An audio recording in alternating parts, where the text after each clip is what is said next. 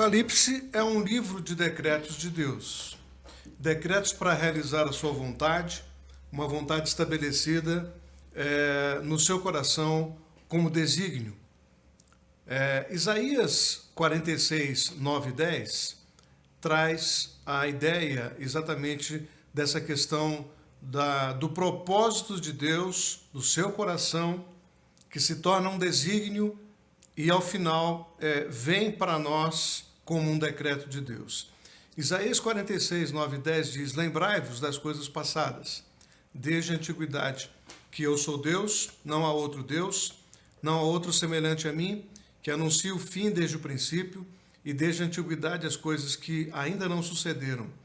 Que digo, meu conselho será firme, e farei toda a minha vontade, que chamo a ave de rapina desde o oriente, e de uma terra remota o homem do meu conselho. Porque assim eu disse, e assim o farei vir. Eu o formei e também o farei.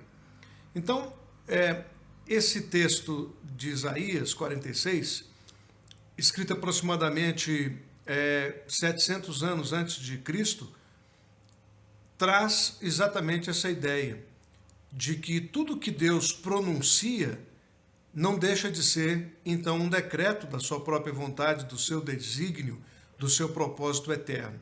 E o livro do Apocalipse não foge a esta situação, não foge a esta condição de também ser um livro dos decretos de Deus sobre os tempos do fim, sobre os domínios dos tempos do fim. Mas o Apocalipse não é somente um livro de decretos de Deus.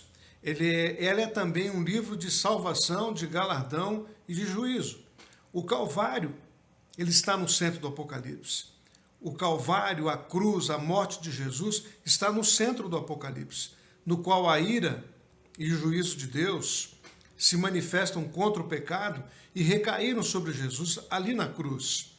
Mas esse ato salvífico produziu para nós exatamente o resultado de salvação aos homens que nele creem.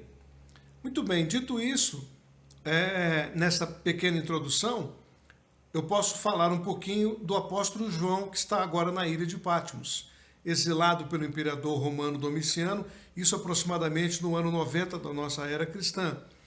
Essa ilha de Patmos é uma ilha existente até hoje, está lá no Mar Egeu,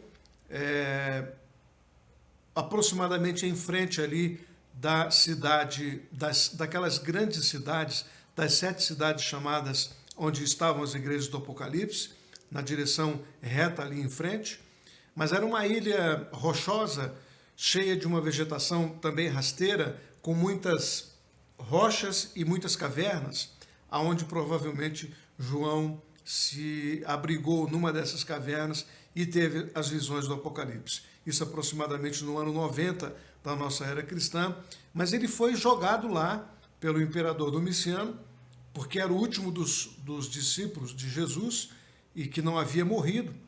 E, de fato, ele vai morrer de morte natural, não em Patmos, mas na cidade, quando ele sai de Patmos e ele vai para Éfeso de volta, e lá ele morre já aproximadamente no ano 100 da nossa era.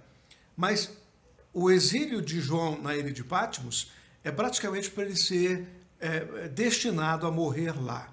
Essa era a esperança do imperador Domiciano, mas que o próprio Deus não permite que isso aconteça.